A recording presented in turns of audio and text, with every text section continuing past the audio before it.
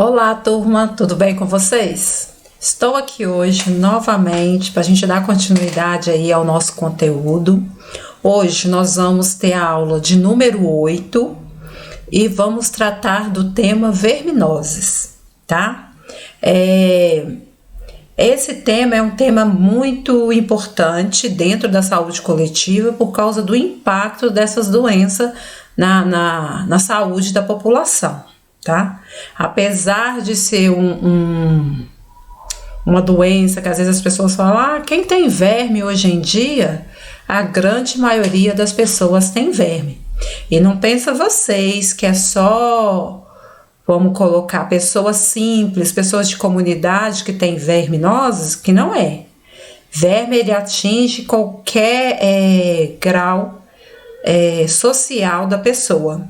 Pode ser rico, pobre, emergente, ele não diferencia. Ele não diferencia porque sua forma de transmissão ela é bem comum e a maioria das pessoas, seja por uma razão ou outra, tem contato aí com os ovos dos vermes, tá ok? Então vamos lá falar um pouco aí dessa verminose que tem esse impacto aí tão importante dentro da saúde coletiva, tá ok? Vamos lá.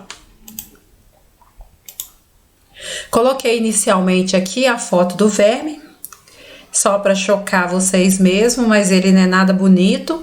E só de vocês verem aqui, vocês imaginam, né? Um verme com esse aspecto, essas características, aderido aí no seu sistema digestório, no seu intestino, só pegando os nutrientes, né? E vocês vão ver durante a aula que ele percorre um caminho que ele vai se desenvolvendo dentro do indivíduo, dentro do homem, até que ele chega ali no seu habitat natural, que é o intestino, onde ele vai pegar os nutrientes e dessa forma causar aí os sinais e sintomas que a gente vai conhecer, tá ok?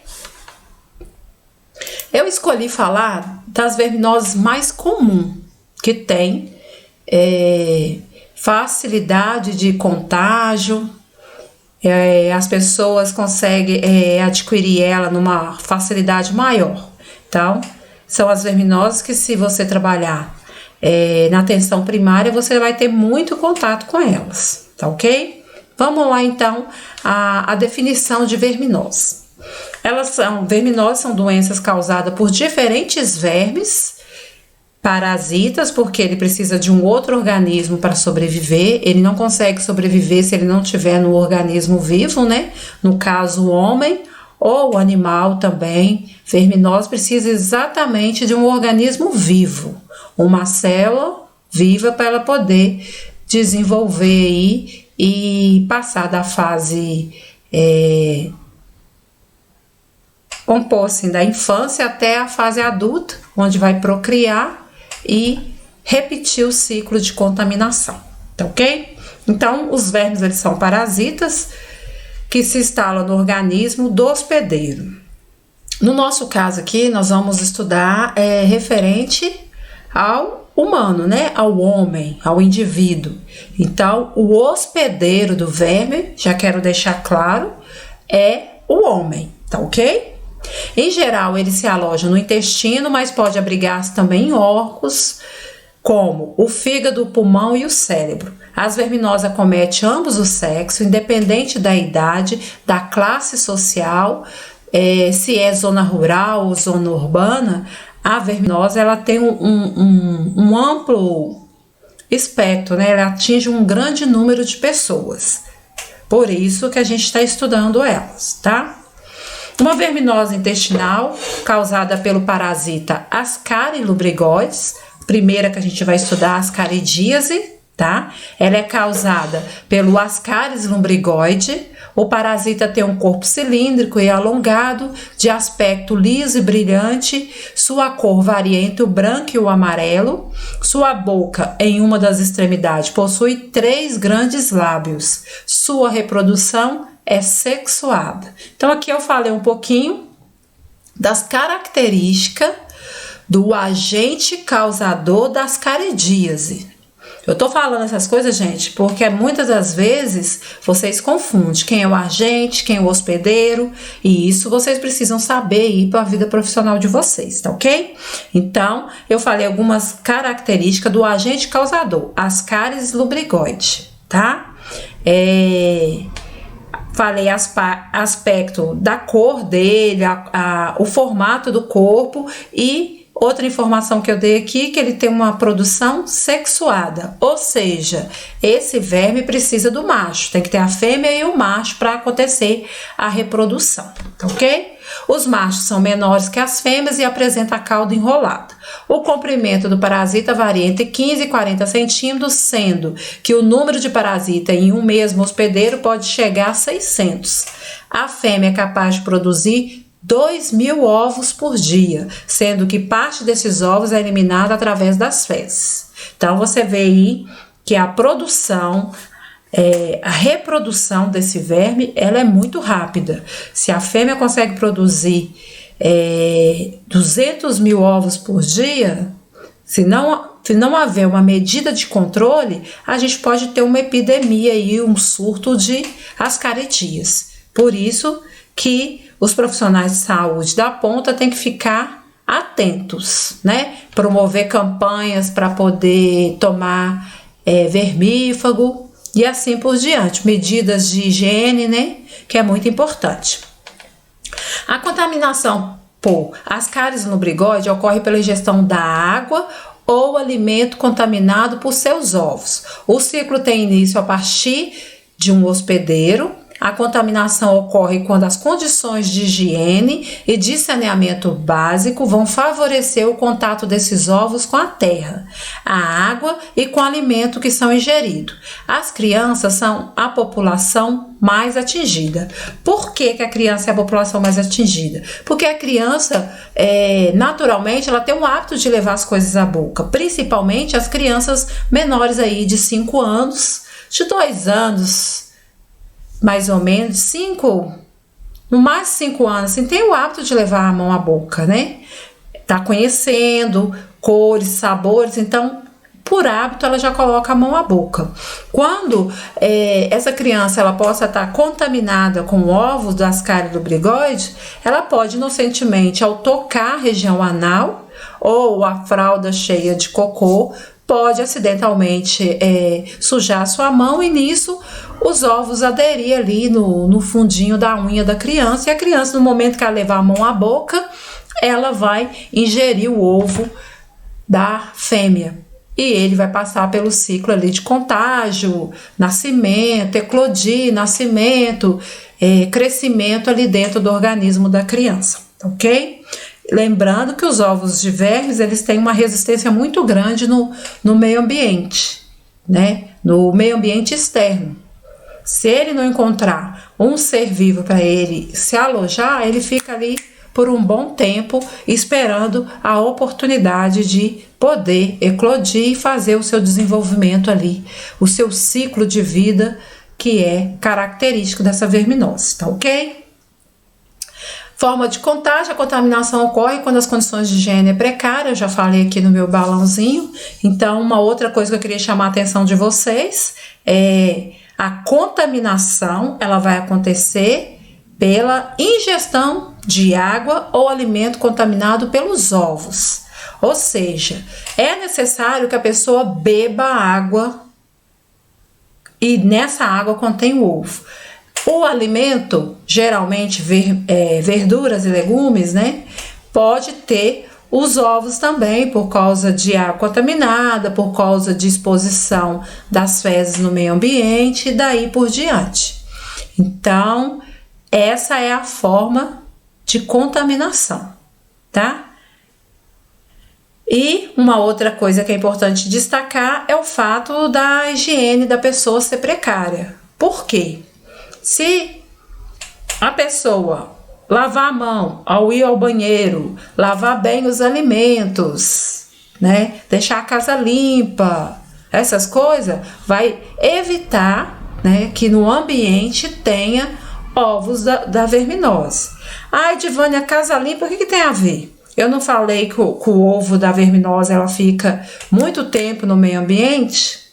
né? Enquanto não acha um ser vivo para ele poder desenvolver, continuar o seu ciclo de vida.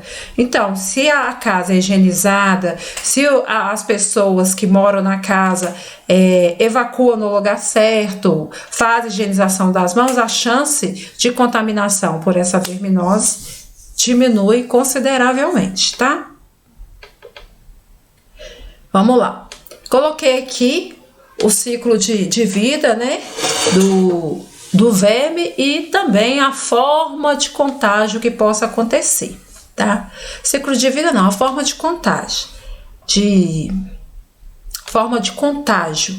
Aqui, ó, o indivíduo eliminando suas fezes aí no meio ambiente. Se ele tiver contaminado com verme, esses ovos do verme vai sair nas suas fezes e ficar no meio ambiente. Aí aqui vai explicando, né? As fezes da pessoa contaminada tem ovos de lombriga ou verminose, né, gente? A Ascaris lubrigoide. Os vermes adultos vivem no intestino da pessoa contaminada. Então aqui já passou por ciclo, ele está contaminado. O verme já eclodiu, o ovo já eclodiu, já está em fase adulta. Aí o que acontece? Esses ovos ficam no meio ambiente, as chuvas podem levar esses ovos para os alimentos, quem tem horta, né? Ou local que tem horta, que tem contato aí com a leguminosa, chegou em casa, a pessoa comprou lá no mercado e não fez a higienização das verduras, das folhagens de forma correta. Então, aí o alimento está mal cozido, está com presença dos ovos, a pessoa, os familiares vão ingerir novamente esse ovo e vai se repetir o ciclo. Vai eclodir, vai passar ali pelos órgãos principais, receber os nutrientes, parar lá no intestino, receber os nutrientes ali na primeira porção do intestino e se repete o ciclo de contaminação. Aí mais pessoas estão contaminadas e mais chance de expor esses ovos ao meio ambiente. Essa aqui, gente, é uma forma, mas em creche e criança pequena é comum também dela levar a mão na região aí anal ou ter contato com as fezes e ingerir o ovo novamente. Aí vai se recontaminando, tá ok? Vamos lá. Após a ingestão, os ovos, aí vai falar que agora como é que é o ciclo de vida dessa verminose, né? Após a ingestão, os ovos vão liberar as larvas que caem na circulação sanguínea, ou seja, os ovos vão eclodir, liberando as larvas que estão dentro dele, vai cair na corrente sanguínea. Nós sabemos que a corrente sanguínea é rica em oxigênio e nutrientes, né? Então, ele vai receber os nutrientes que ele precisa. Essas larvas, elas vão continuar ali na corrente sanguínea, vai passar pelo fígado, pelo coração, pelo pulmão. Ao atingir os pulmões, vai se instalar lá nos alvéolos pulmonares. Por quê? Os alvéolos pulmonares, ele é rico em oxigênio, né? Então, ele vai parar lá nos alvéolos pulmonares, vai absorver o oxigênio que ele precisa e os nutrientes que ele precisa para o seu crescimento, para chegar até a fase adulta, né? Nessa fase pode aparecer alguns sintomas como tosse seca, irritação brônquica, dificuldades respiratórias e febre. Esse sintoma aqui, ele é específico do período que o verme chega no pulmão. Então, aquela sintomatologia do verme, do abdominal, náusea, vômito, diarreia, essa é a sintomatologia da doença verminose.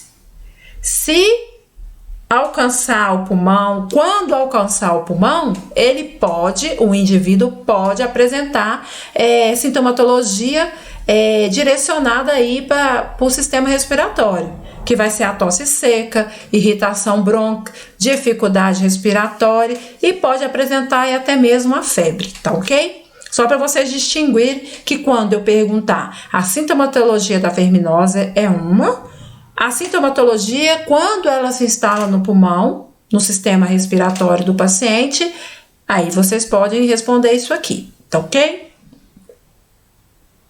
As larvas vão permanecer nos alvéolos pulmonares até crescer, para então subirem novamente para a faringe, onde a pessoa vai engolir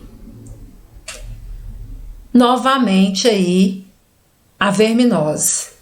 Aí você deve pensar, nojento, né? Mas a pessoa não percebe, porque a larva ainda não chegou na fase adulta.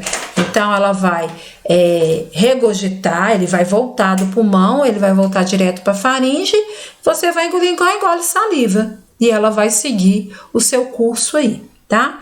Aí ela vai passar pelo tubo digestivo e completa seu desenvolvimento ao chegar no intestino delgado, atingindo a fase adulta, se reproduzindo e dando início ao ciclo novamente.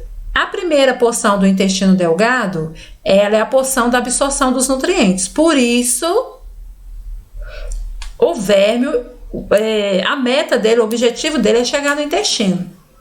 Ele passa por esse caminho que nós falamos anteriormente, mas a meta dele é chegar no intestino. Por quê? Lá ele vai terminar de receber os nutrientes que ele precisa para chegar aí na fase adulta, tá? E se reproduzindo e dando início ao ciclo novamente. Então, quando ele chega na fase adulta, ele vai reproduzir, né, ter o seu processo de reprodução e vai dar início aí tudo de novo da produção de ovos, eliminação de ovos pelas fezes e aí vai, tá? Os sinais e sintomas da verminose ascaris lombrigoide, tá? Ascaridíasis. Presença de verme nas fezes, flatulência, que é o famoso pum, né? É os gases que a pessoa solta, dor abdominal, diarreia, náusea, cólica e vômito. Esta é a sintomatologia de uma pessoa que está com verme. Algumas reações como alergia, pneumonia e choque anafilático podem ocorrer, embora sejam mais raras. Nas crianças, grande infestação pode causar a oclusão intestinal, o que pode inclusive levar essa criança à morte. Oclusão intestinal quer dizer que teve tanto verme, que ocluiu, fechou o canal aí do intestino. Aí a criança ou o indivíduo não consegue evacuar, porque está entupido, vamos falar grosso modo, entupido de verme, tá? Nesses casos de oclusão intestinal, é uma situação de urgência, tem que ser levado para o hospital para fazer a retirada dos vermes manualmente, tá? Num procedimento lá, o médico abre e tira esses vermes aí, mas é uma situação que tenha muito verme, tá, gente? E como é uma doença comum em criança, o intestino da criança não é tão dilatado quanto o de um adulto, né? Então, se tiver uma quantidade considerável de verme, vai ocluir, sim, o intestino da criança, tá? O tratamento ele é feito através de medicação. Eu dei uma aula de verminose uma vez e o pessoal falou muito de medicamento caseiro, chá, falou uns nomes lá, né? Para poder tratar esses vermes aí, para matar os vermes. O que acontece? O tratamento é o medicamento, porque os medicamentos de verminose ele vai destruir o verme, não tem aquela coisa mais de evacuar verme. O ideal é que não se evacue, que ele seja ali destruído ali no intestino e saia, né, nas fezes de forma em decomposição, destruído ali. Por quê? As pessoas elas tomam alguns chás caseiros, leite com não sei o quê. O que acontece? Irrita os vermes, né? É como se expulsasse eles começam. Se a criança tem muito verme, os vermes vão ficar alucinados, descontrolados, eles podem sair por qualquer orifício, né? Principalmente pela via anal, pode ter uma oclusão ali do intestino. Então, é muito perigoso. Tratamento é medicamentoso. leva essa criança no médico, no clínico ou pediatra, que vai passar a verminose. O ideal é que pelo menos uma vez ao ano, qualquer pessoa da casa, né, da família, tem que tomar um remédio para verme. Ah, mas professora, às vezes a gente faz exame de verme e não aparece que está com verme. Sim.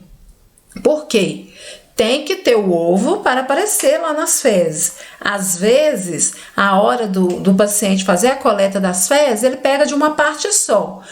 Quando a gente vai orientar o paciente fazer a coleta de fezes, a gente orienta que ele pegue um pedacinho de cada parte das suas fezes ali. Se a fezes é desse tamanho, se ela é uma fezes maiorzinha, ele tem que pegar um pedaço de uma beirada, um pedaço da outra e o meio. Lembrando que o potinho não é para encher de fezes, é só um pedacinho mesmo. Que se no caso tiver verme em qualquer parte do comprimento desse cocô, dessas fezes,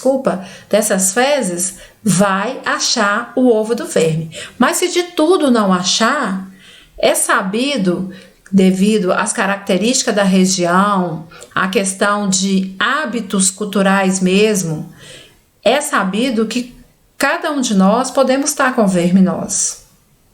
E não é só hábito cultural, é almoçar fora de casa, a gente não sabe se as pessoas lavam o alimento direitinho, de onde veio essas verduras, se o local que veio é propício as pessoas evacuar no meio ambiente. A gente não sabe as condições. Então, as pessoas comem fora, às vezes não higieniza bem em casa.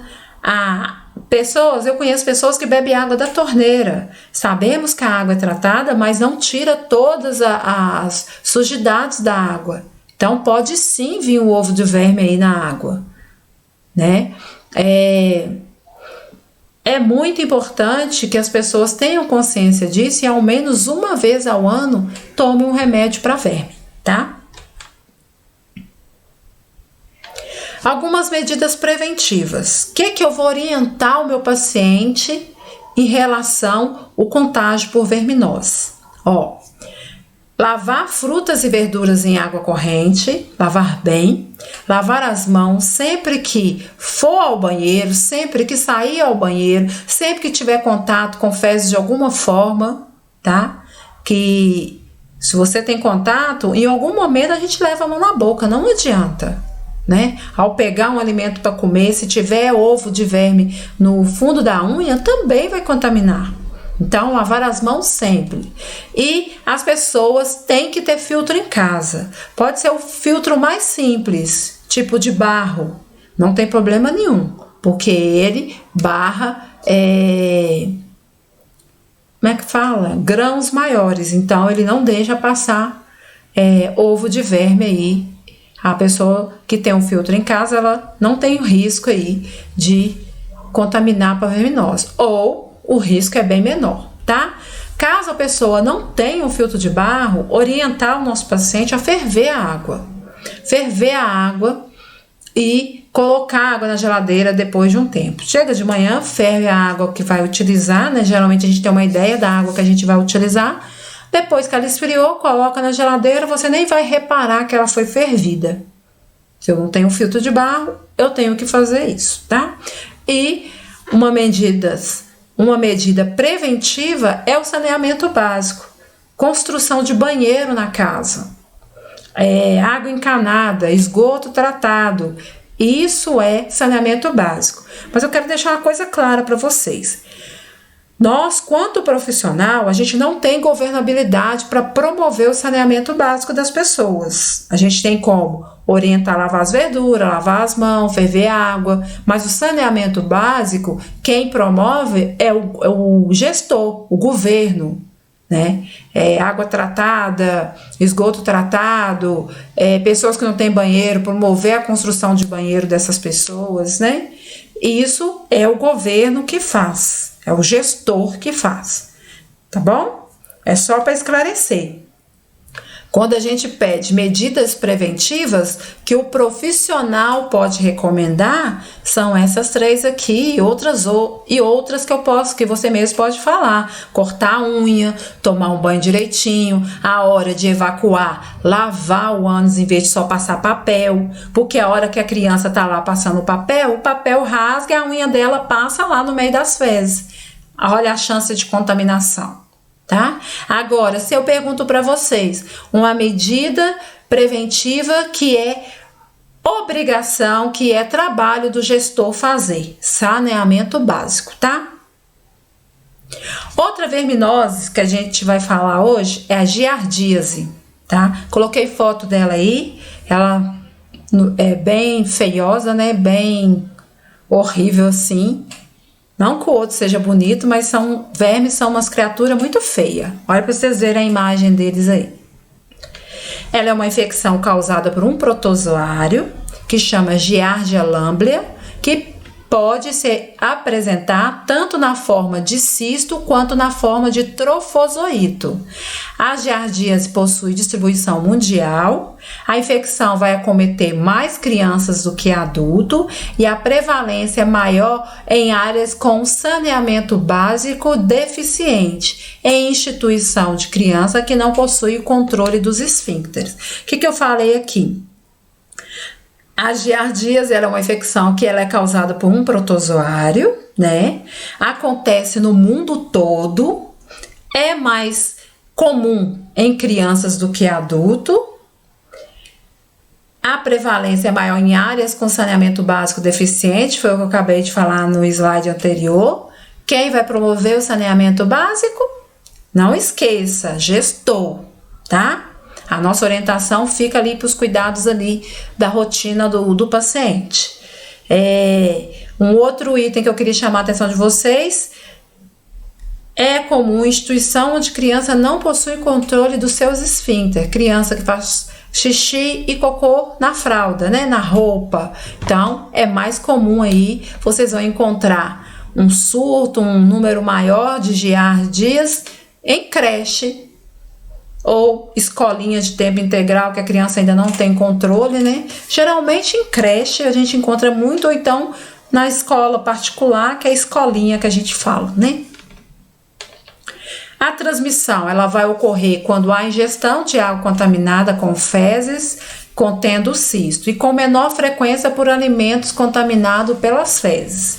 Você vê aí, gente, que a forma de contágio é bem semelhante, né? Só que nessa aqui, a gente vai encontrar um cisto. O cisto é uma forma resistente, onde essa verminose vai ficar aí por anos no meio ambiente, sem, vamos falar assim, sem morrer. A hora que ela encontrar um hospedeiro, ela vai desenvolver e dar início aí o seu ciclo de vida, tá bom? E lembra, a giardia com menor frequência por alimentos contaminados pelas fezes. Então, aqui nas giardias não tem a questão do alface, das folhagens estar contaminado pelas fezes aí da pessoa e ter chance da gente ingerir. Pode acontecer? Pode, mas bem mais raro do que as caridias.